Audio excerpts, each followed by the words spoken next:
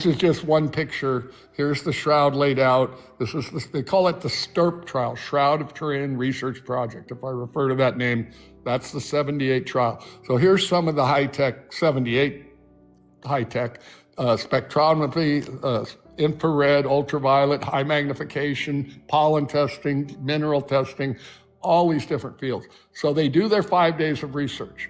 Then they go home with their data, and they spend 2 years, Tristan, printing their various results in different journals. One might print in a physics journal, peer-reviewed, 24 journals. One might print in a blood journal, hematology. One might print in a botany journal, the plant pollen, whatever their specialty was, 24 different journals, peer-reviewed articles. And then they printed a final report, summary. And in that report, I usually do this with my papers, but I've done it long enough. In the report, the final report, it's available online, they make the statement, the image, and they're focused on what made the image, is not paint, is not pigment, is not dye. That isn't even questionable. If you shine different wavelengths of light on painted objects, paint will fluoresce, it will glow. So it's not something you can hide. Their report was definitive from 1978. We knew this was not paint. We knew this was not dye. We knew it wasn't anything put on the cloth. I'm going to show you an amazing picture. Here's a high magnification image of the shroud. See this browning here, Tristan? That's the image, the brown. Okay. Here's individual threads. It's a very exquisite cloth. You can see already the weave, over 2, under 1, over 3, over 2. But anyway, let's focus on a single thread. This browning that you see is the image. Now, what I'm about to tell you is probably one of the most stunning parts of my whole presentation. This is science. If I clip this thread right here with scissors, there's my finger. Yeah. Got to get it. There we go. Where the arrow is. Clip that thread. Turn it on end here. Let's go in front of my face. So this is a single thread inside my finger here. That thread is made up of 200 microfibrils. You see them there on the diagonal? Yeah. Those are threads. Those are fibers of a thread. So let's clip the thread, Tristan. Turn it on in. Imagine 200 little circles inside my single thread. The browning effect is only the top 2 or 3 microfibrils. Not threads, microfibrils of a thread. Below that, it's white. It is incredibly thin. What I'm going to say next is really profound. What we knew then, the image on the shroud is nothing put on the cloth, Tristan. It is the cloth. The fibers themselves, the color of these microfibrils, 2 or 3 thick on each thread, has been altered by radiation. Tristan, this is the painting, like not painting, but the image of Jesus. That is the image that we see on the cloth that we believe is Jesus. It's only on that layer. It's not either in more threads, nothing. No, as a matter of fact, you and I know, Tristan, answer me this. If I have a cloth, I don't care what it's made of, and I put a liquid on it, a paint, a dye, water, I don't care what it is, what will it do on the cloth? Leak through. Can't stop it. We call that capillary action. You cannot control that to the top 2 or 3 microfibrils. There's no mechanism to do that. And so that's why we knew in 78, this wasn't paint, pigment, or dye. This isn't open to question. The fibers themselves have been altered. So the image on the cloth is nothing put on it. It is it.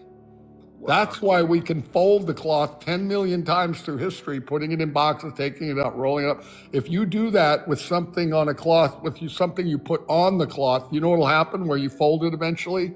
That will deteriorate and crack and break away. This will never deteriorate at the folds because, as you can see, the image being part of the threads, unless you pull those threads out, I don't care if you fold it 1 billion times, it's not going to change the image. So this is what we know from science. It isn't a painting. It isn't a dye. It isn't something we put on by an artist. The cloth has been hit by radiation. So then let's move up to modern times. This is probably the most amazing part of my whole presentation to people. There's a lab in Italy called ENEA Labs. It would be comparable to our Bell Labs, Jet Propulsion, JPL. These scientists are experts, PhDs in light and lasers. You can see them with their goggles. Here's the paper. There it is. Dr. Paolo Lazzaro, Applied Optics, December 2012, peer-reviewed journal. You can pull this paper up online. Nothing I have here is secret. And they asked a very interesting question, Tristan. They couldn't care less whether the shroud's real. What they wanted to ask is it possible to determine what kind of radiation hit the cloth? And by kind, it's a three-part problem, Tristan. You remember wavelength from physics of light? Yeah. All right, visible light is a very narrow band of radiation. We don't even call it radiation, but it is. It's photons. We just have higher energy to, purple to red. But off both ends, we've got really higher energy, short wavelength, X-rays, gamma rays. Off the other end, we go into infrared, longer wavelength like radio waves. All of that is radiation. We don't know the wavelength. The next thing we don't know is how long was the light on the cloth. Hi, Seth. That's a time measurement. 5 seconds, 1 second, 1 day. We don't know how long was the light on the cloth to make the image. And the third thing we don't know is a measurement of power we call intensity, which is, think of your light bulb in your ceiling, Tristan, 80 watt, 100 watt, 200 watt, brighter intensity, right? And we measure that in watts in this country. I wrote you some songs. Oh, send them to me, please. If you need an email, Grayson, DM me and I'll send you an email. People are writing songs about the shroud now because I think they're so cool. Anyway, so we got a three-part problem: time, wavelength, and duration. When you have a three-part problem, if you change one thing, it affects the other two. So what they did was a really elegantly simple experiment. Let me step back for a second, Tristan. A lot of what we do on the shroud is like criminology. You have an unalive person, you weren't there. How do we figure out what happened? Just a quick example so you understand where we're going with this. If I go to a crime scene, Tristan, there's an unalive person on the floor, but on the wall there's a big blood spatter. And it's what we call dynamic. It's not a drop, it's a bunch of drops, and they're curving and they're getting smaller to bigger as you follow what I'm saying? It's a lot going on that spatter. Think of it like a fingerprint. So now we take pictures of that at the scene, we measure it, height off the floor, we go back to our crime lab. We weren't there, but we put up a big blank wall in our crime lab and we start experimenting with different instruments at different arcs and speeds, and we're making a spatter, and then we look at it and go, does that match that? Nope, let's back up 2 feet. Try it again.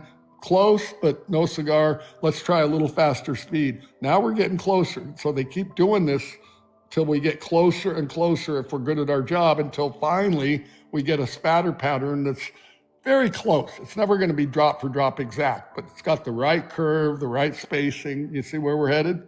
Yep. Then we write a report for the court that says, Your Honor, based on our evidence, the person that made that spatter was standing 8.5 feet from the wall, moving an instrument at 4 feet per degree arc, and they were probably a male. Wait a minute. How do you tell they were a male? Well, because of the height of it, our evidence suggests they were somewhere between 6'4" and 6 inches tall, which doesn't rule out a WNBA female, but statistically, probably a male. So my point is, we don't have to have been somewhere if we can reproduce what we see at the crime scene very closely. That gives us very good evidence that whatever we did to reproduce it is probably close to what happened. So we never say exact, we don't say prove, but that's what they did here. They took little linen targets, you can see one here, and they were very careful to match the linen target to they didn't cut it off the shroud, they had their own, but the point is they're gonna fire lasers at it. And with the laser, I can adjust wavelength, time, and energy. So now I can play with those parameters. And so they shoot a shot, bip, and all they're shooting, Tristan, is a pea-sized dot on the target. And they're not trying to reproduce the whole image. After the shot, they pull it out and they say, does that, what it did to this linen, match this?